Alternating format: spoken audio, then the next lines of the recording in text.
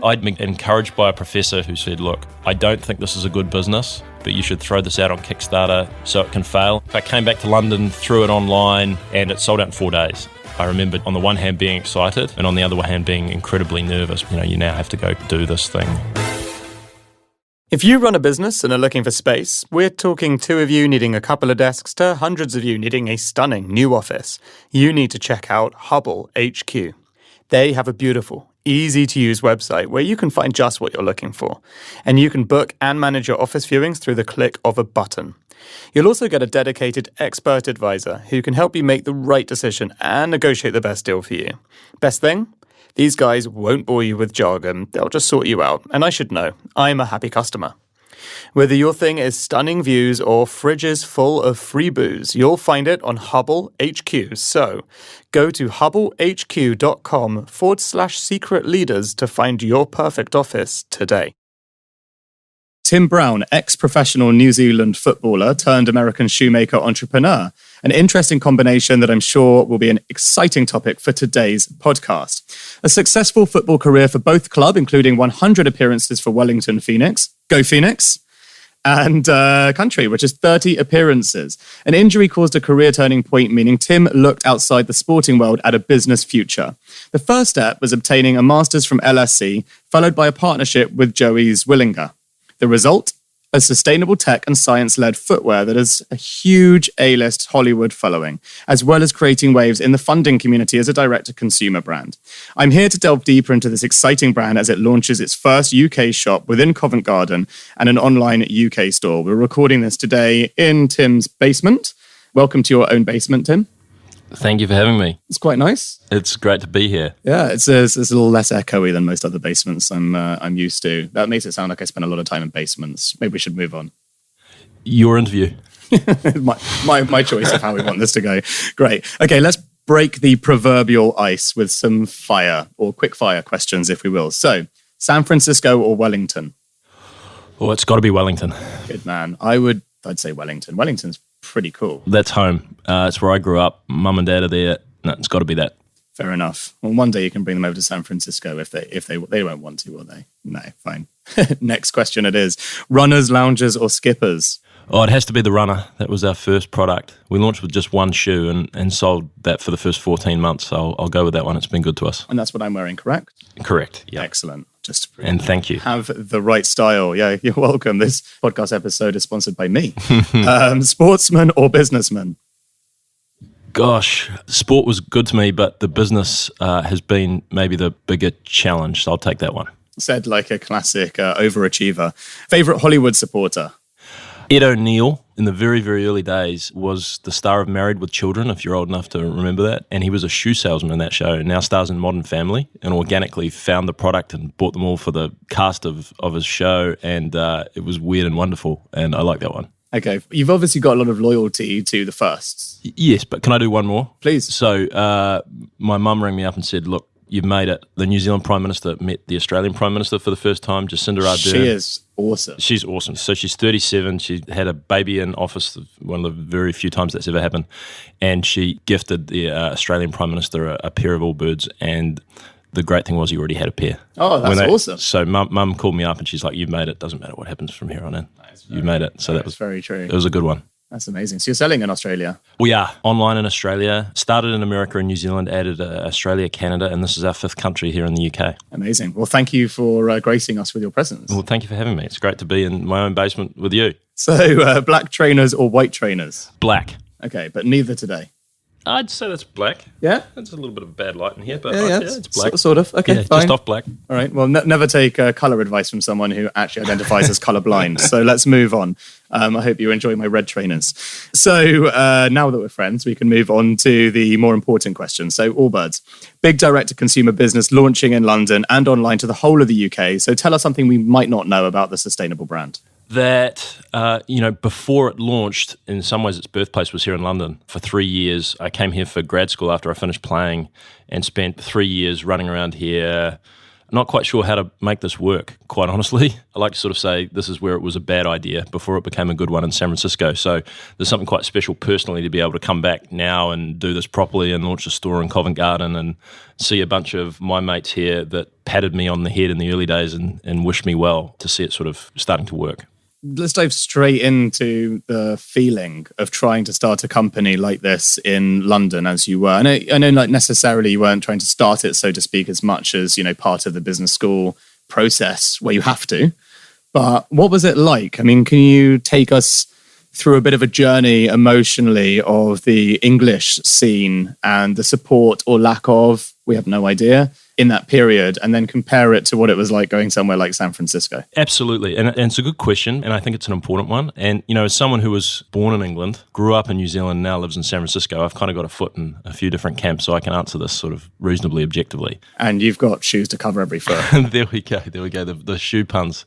They've started early and they'll carry right through this interview. They're there for the rest of your life, sadly. Yeah, it's the life you chose. Yeah, well, the combination of wool and sheep, shoes and being a sheep. Footballer. Exactly, there we go. I sort of like to think, have an idea or a business idea. England gives you, sort of 100 reasons why it's a bad one. And maybe New Zealand's sort of 50. Australia's sort of maybe neutral, somewhere in the middle. And then you go to America and it's 100 reasons why it's good.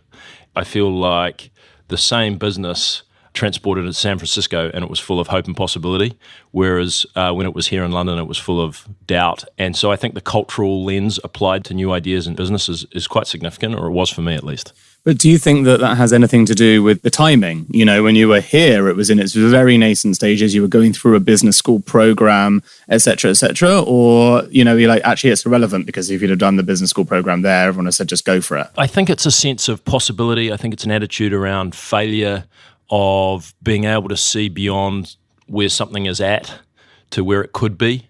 And then probably it comes down to sort of some of the structural aspects of access to funding and the infrastructure to build a business that, certainly feels like in San Francisco is the best place in the world to do that. And look, to your point, not to say that the idea was ready to go in any way while I was here, but certainly it's been noticeable attitude to entrepreneurship generally in San Francisco than here.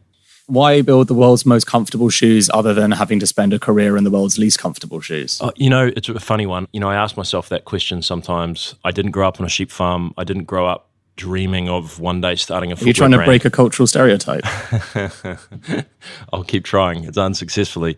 But the idea of starting a business was interesting. When I was playing football professionally, I had a lot of time on my hands, and this was sort of one way to fill that, and it was really interesting. And the whole business that was to become Allbirds really started as a curiosity project, to be quite honest. So you started it whilst you were still playing? While I was still playing, and it was based on a singular insight that's still quite foundational for Allbirds, which was the footwear category was overcrowded, overdesigned, overlogoed, and it was very, very hard to find simple. It's amazing to hear someone who has the insight of something that's overcrowded, so they bring something into the market and actually make that insight work.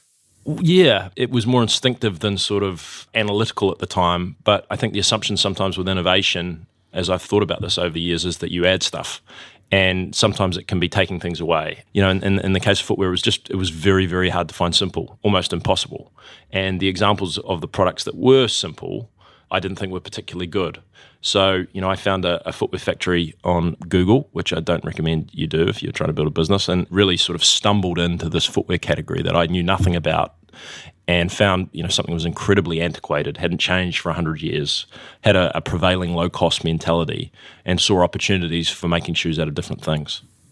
So the science and technology behind the brand took time to develop. The shoes being made with natural fibers such as merino wool, eucalyptus trees, even castor oil, etc. Was that a moving target? Did it start off with that? So how does that work? Joey had, engineer, MBA, had committed his career to sustainable materials and sustainability more broadly, and I think was able to, really, he was the source of the purpose in what we were doing. I think he was able to uncover the real North Star of the opportunity here, which, as great as the product was becoming in wool and as great as the footwear space was from a business opportunity point of view, this actually was about a revolution in sustainable manufacturing that he firmly believed was about to happen, that needed to happen, and the fashion industry was a real area of concern environmentally, and there was a big opportunity for businesses to show leadership. So I sort of think that was the moment when it didn't get easier, but we found our why really for the brand and for me personally. What was your why when you first started?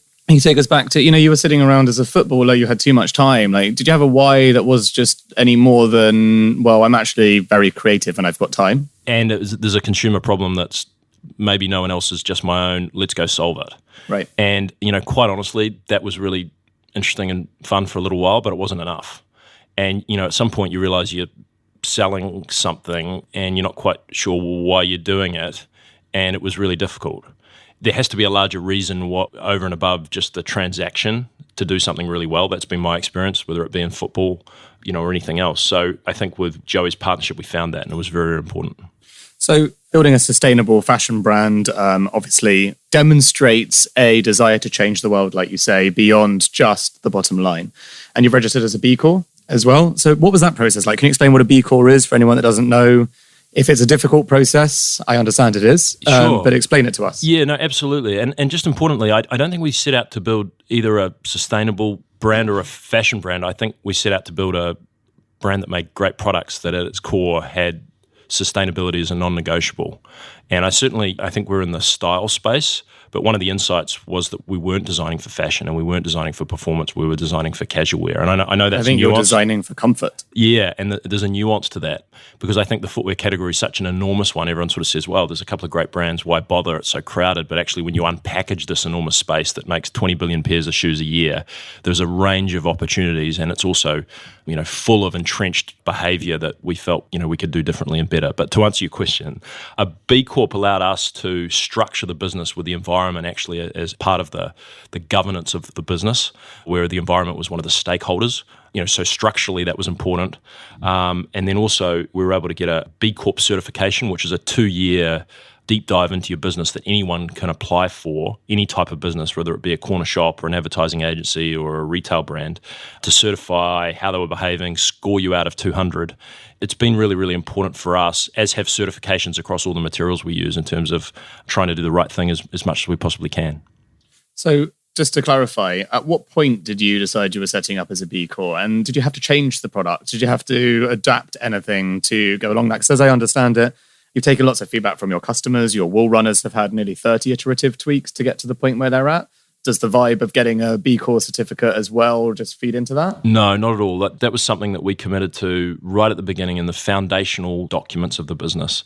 And we went out to raise some money in the early days and didn't have an investor bat an eyelid about that. It's becoming the new norm, I think, in business, certainly in the States, and I think it's been a little bit slower to come here to the UK. And it's a really important thing that if you don't know about, you should look into. I think in many ways it's the future of business. But we launched the Allbirds on the 1st of March 2016, and we sold one shoe. And traditionally in footwear, that's not how it works. You have a range. Seasonally, you change it all the time. So we had one shoe, and part of the thinking... What colour was it? There was 4 colours okay. at launch. And what people miss in the direct-to-consumer narrative, I think, is the feedback loop. And it's sort of what I would consider our competitive advantage as a business and the ability to sort of take the product and iterate. And we made, I think, 27 changes to the wool runner since we launched, based, with more of a kind of a software technology mindset than a traditional footwear one in terms of how we were listening, iterating, and improving. Having been to your San Francisco store just 2 weeks ago, it's this lovely little store in a lovely little side street in San Francisco. It's all very beautiful, whatever. But here you're sitting in a giant prime location, massive store. And what I'm wondering is the San Francisco store still more expensive than this prime real estate Covent Garden one? I think we moved into our first office space in San Francisco, and there was a lot of tension with the tech community in that city. And in the particular neighborhood that we're in, they were finding that tech communities were coming into this traditional retail district, putting in offices where there used to be shops, graying out the windows. So they put an ordinance in place that basically said you can have office space here, but you have to have retail. So we got what was a relatively good deal and found ourselves a retailer much, much sooner than we thought right below our office. And it ended up being one of the best things that sort of happened to us. It's just fascinating because being someone who obviously lives in London is so well reputed to be one of the most expensive cities in the world. But actually, it doesn't feel like that when you're in San Francisco. It feels there's an exponential difference over there, which is crazy. Oh, but that's absolutely true. I mean, blew us away when we went over there, having kind of come from London, and you sort of think New Zealand even. It can't get worse, and then it does. It's an amazing city, and it's one going through enormous amounts of change with this sort of influx of wealth. It certainly feels, for me at least, the centre of the world a little bit at the moment, and a really fun place to be. Do you have any thoughts on launching a store in the UK during Brexit? I've been asked that quite a lot. I think the short answer is we were coming here irregardless. The uncertainty is really unhelpful, I think, and probably as much for the people that live here than anything else. So, I just hope it's sort of resolved, as soon as possible. But look, coming from the States, there's uncertainty there in terms of tariffs and all sorts of things. So, this is not unique to the UK.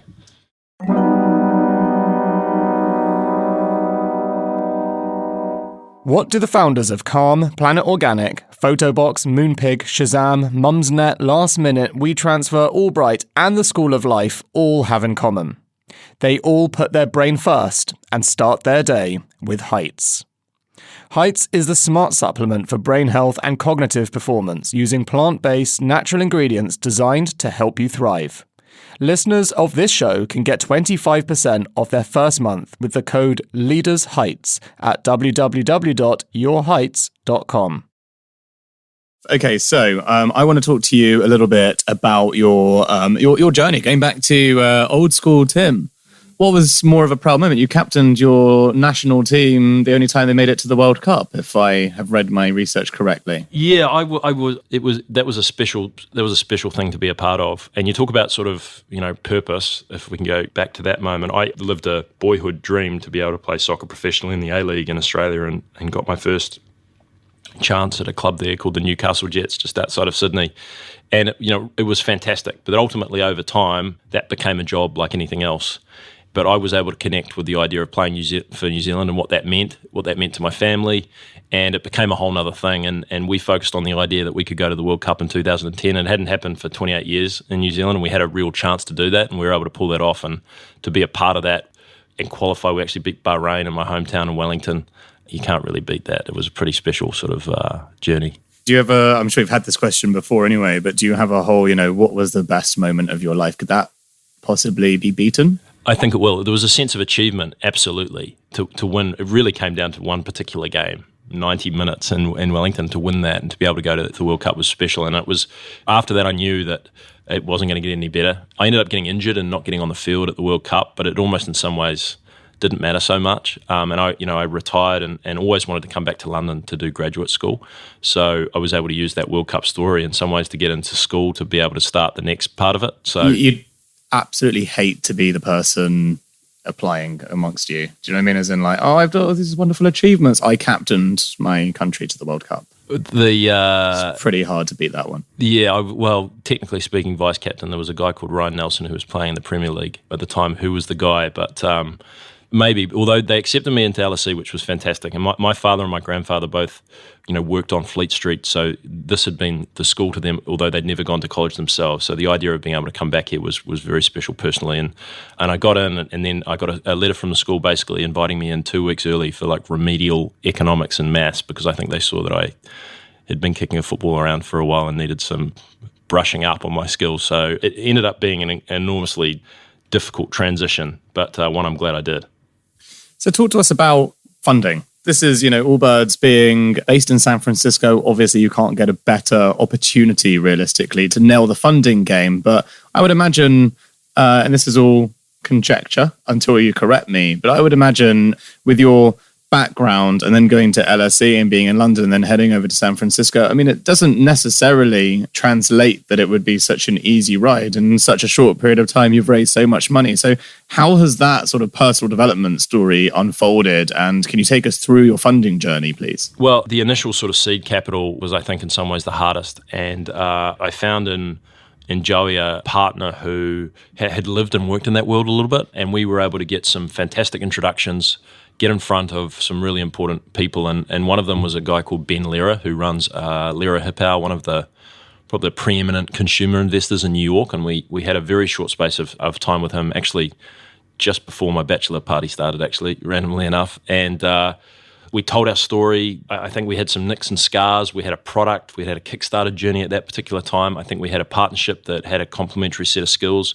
And I think if I look through the eyes of Ben at the time, I think they saw this direct-to-consumer revolution happening, and I think they were looking for something in footwear, and we just happened to come along at the right time. So it's a mixture of good planning, hard work, and a large dose of luck.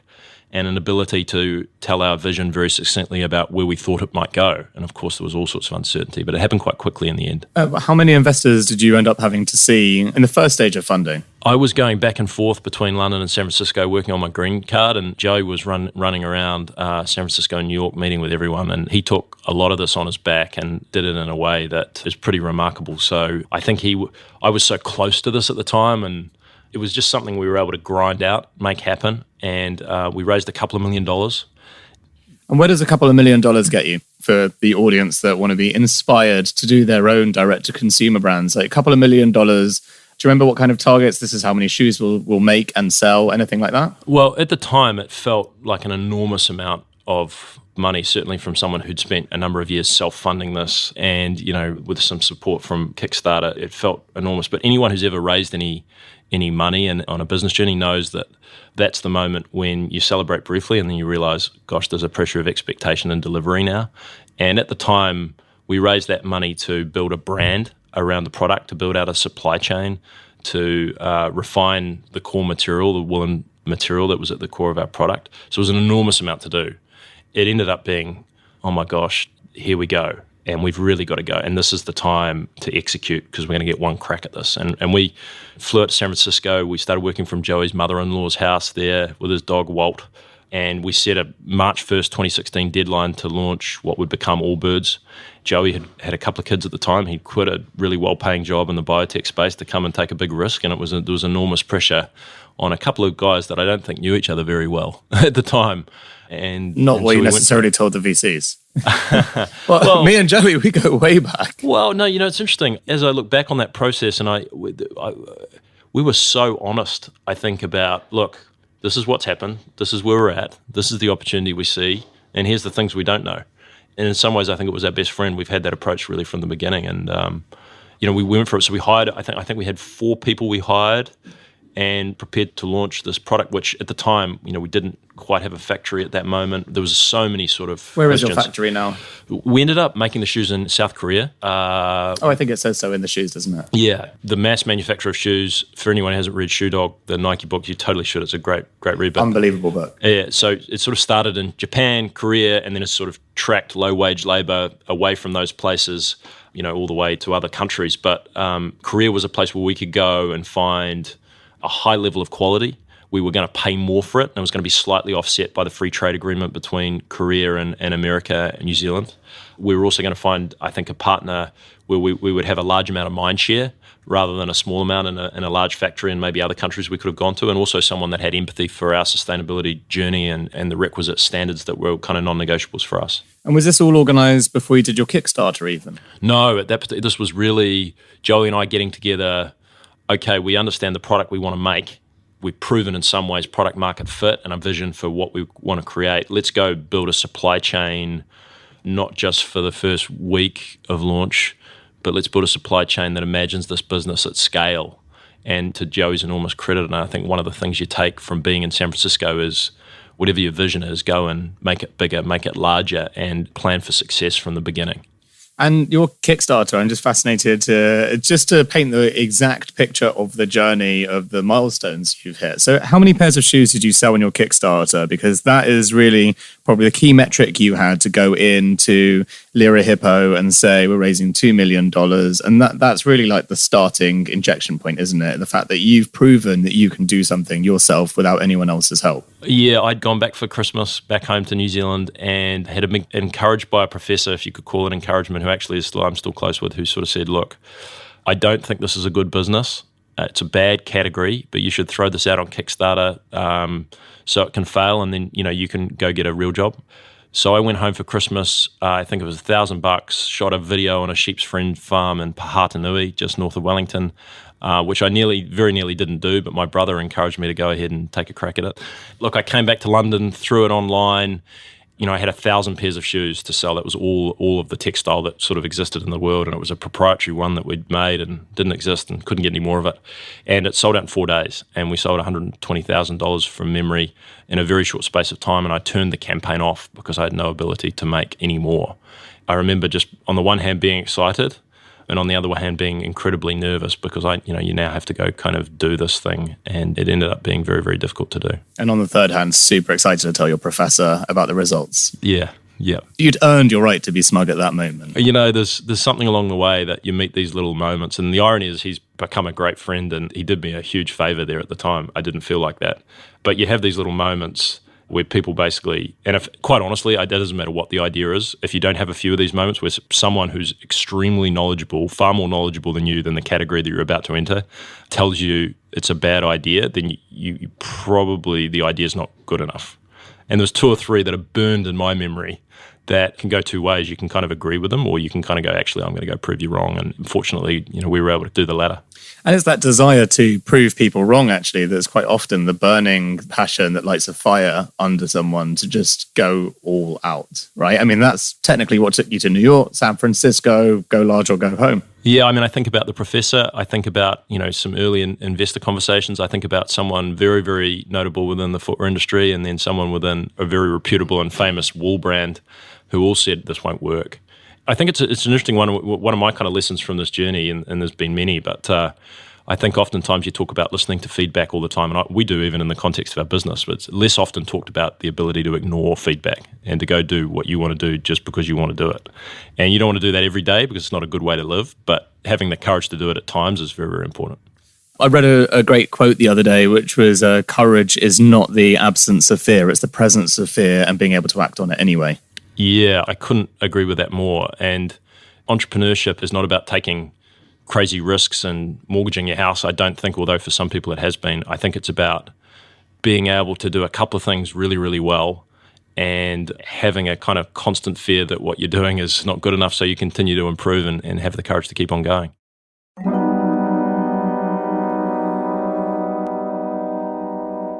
Sorry to interrupt, but I just wanted to tell you guys about the team I use for hiring tech talent, the amazing LaFosse Associates. They're specialists at finding the best people in technology, digital, and change management, and they have an incredible program that takes leadership teams through pre- and post-funding recruitment and scaling headaches. I know you know what I'm talking about. So if you're looking to scale a tech team, you need LAFOSSE.com. Now back to today's secret leader. So, I just wanted to hone in on this part of the conversation. So a lot of the reality of what makes a good entrepreneur is basically that bounce back ability, that resilience, that ability to sort of accept the dark moments and find a way to convince yourself that it's going to be turned around at some point rather than just give up. What would be really helpful for listeners is to know that even the fastest ever direct-to-consumer brand to surpass $1 billion valuation has had its super dark moments in a very short period of time. So this is me assuming that you have and hoping that you're human. You might well not be human. I appreciate, obviously, you're from New Zealand and they don't breed humans. They breed really super tough motherfuckers, and you might be one of them. However, you did live in England for a bit, so there is a good possibility there's a soft centre somewhere. This was a bad idea for a long time before it was a good one. And when did the idea come about? What year was that? Probably 2008, 2009. Okay, so it's one of those overnight successes that's taken 10 years in the making. And likewise for my football career, there was a long time where that was out of contract, and I came out of England and got released by Swansea and Bristol on trial and felt like there was no way to sort of do it. And you have moments where you can kind of keep on going or you can quit. And it's a little bit me. It's just that competitiveness is there, and it has been for whatever reason, but it's also a lot about family and friends and people that just sort of say, hey, what's the worst that could happen? Keep on going. So you go around that next bend, and then just it's darkest just before the dawn, and just when you think it doesn't, then all of a sudden everyone wants to be your friend.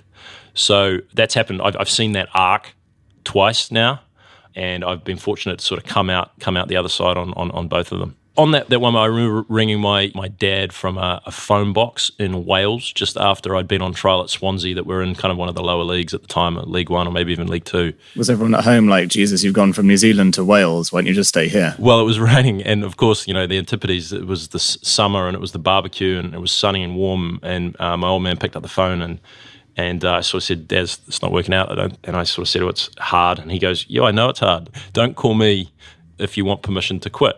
What you're doing is kind of your thing, and if you want to keep going, great. If you don't want to stop, that's great too. this is your thing. And it was actually sort of one of those moments where you sort of freeze yourself, or that it's okay to sort of stop this. And then it freed you to kind of go and have another go. And yeah, you are the master of your own choices. Yeah, which is, I think, really, really important, because I think when anyone who starts a business, you get so wrapped up in this and you start to lose sight of where the business stops and where you begin, and the two things become one and the same. And that's both, I think, necessary. I don't think there's any other way to do it, and also really dangerous.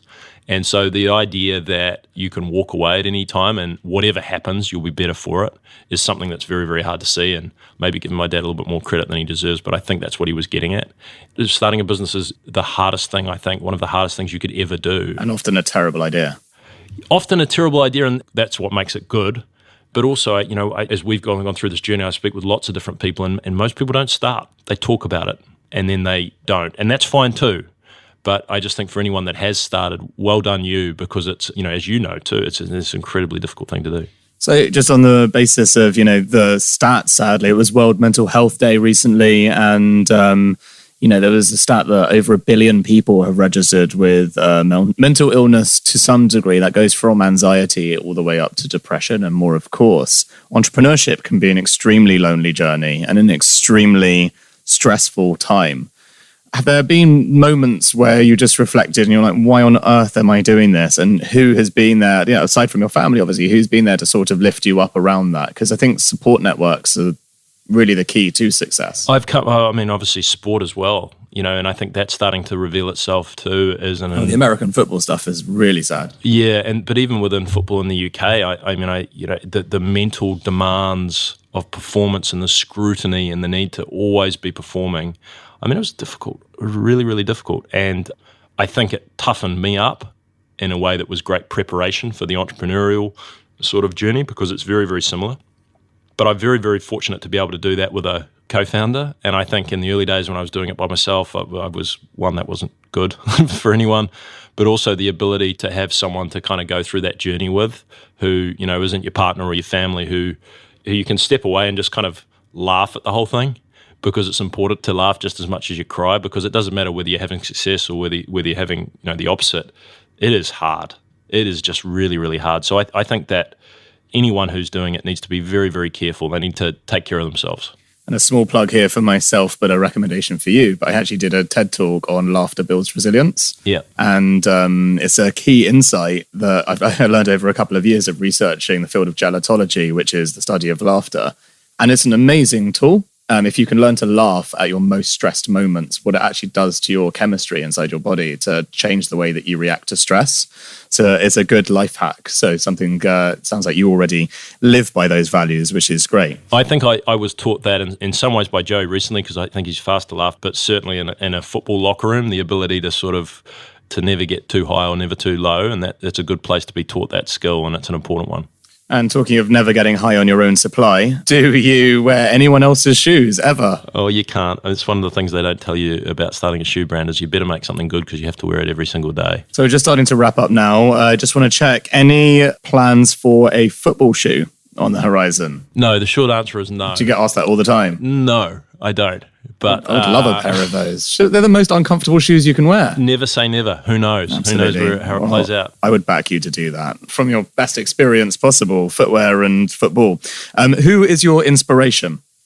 Is Phil Knight an inspiration? Look, I enjoyed that book. That wouldn't be the first name that springs to mind, although what he's built is pretty remarkable. I did a thing once in football where it asked us 3 people you'd like to meet. One was Roy Keane. And I managed to do that. Really? I managed to meet him, which was amazing. Really, really cool. When was that? He was down there observing the All Blacks. I think he was doing his sort of like coaching badges, and you have to spend time with another professional team. So he went into camp with the All Blacks. And God, that's so cool. And I met him on the street. He's actually harder than the All Blacks. One of the only people. He was with the All Blacks coach, the New Zealand coach at the time, and I bumped into him literally on the street. And he goes, "I'd like to introduce you to Roy." And I shook his hand, and as I was shaking his hand, a couple of guys in the cafe got up and they started going, Keno, Keno. And he just sort of, still holding my hand, icy stare at these guys, and they just sat down and went back to their coffee. And then he went back, finished the handshake and said, "Nice to meet you," and then moved on. I was like, oh my gosh, that was unbelievable. He is so cool. And the other two were Michael Beirut, who's a graphic designer who was a sort of a little hero growing up, who's a partner at Pentagram, who I briefly met once.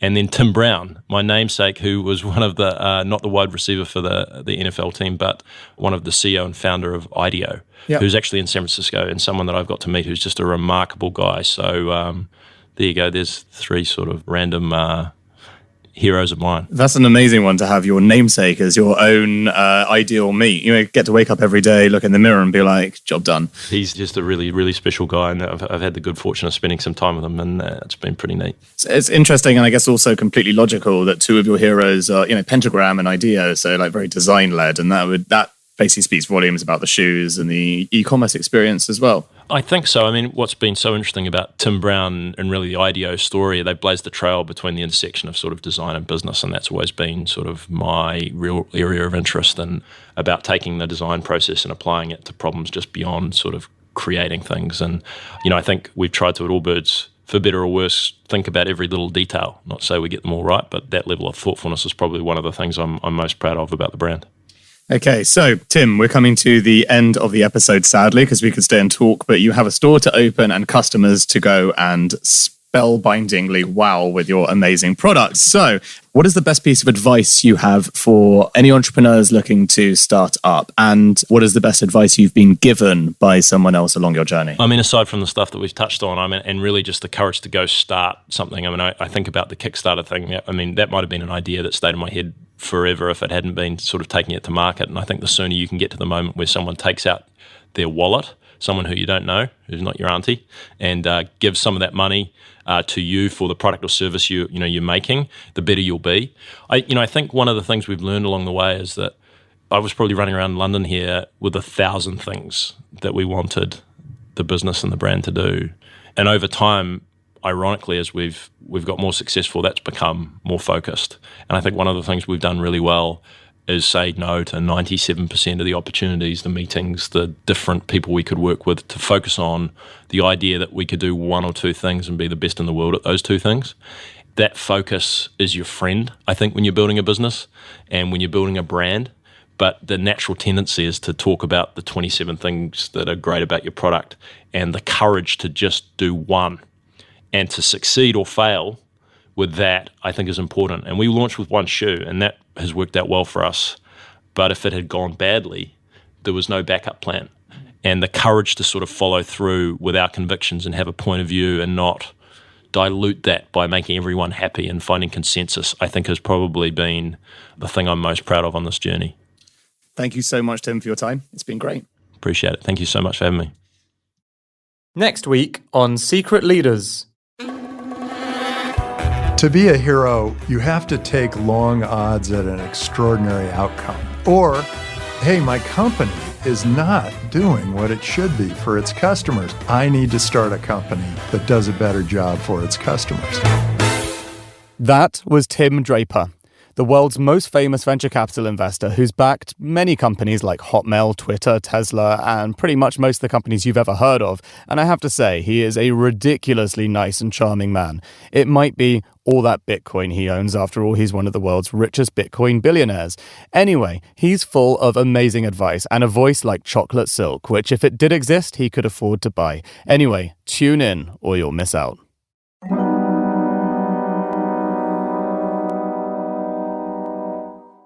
We hope you enjoyed this episode. It was brought to you by your host, that's me, Dan Murray-Serter, producer, Rich Martell, edited by Harry Morton of Lower Street Media, and if you've heard this, it'll probably have something to do with Jennifer Osman in Canada.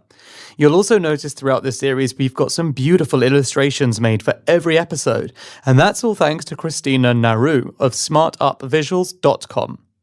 You can check out show notes, transcripts, and our upcoming Secret Leaders live events on secretleaders.com. If you haven't yet, hit subscribe on whatever media player you use. Just follow us at Secret Leaders on Instagram or at Secret Leaders1 on Twitter. and tell just one friend about how frickin' awesome this episode is. If you want to go the extra mile, I'm at Dan Murray-Serter on Instagram, Twitter, and LinkedIn, and we'd love to see you take some screenshots of the episode you're listening to and share it across your social media. It'll bring a tear to our eye and joy to our hearts.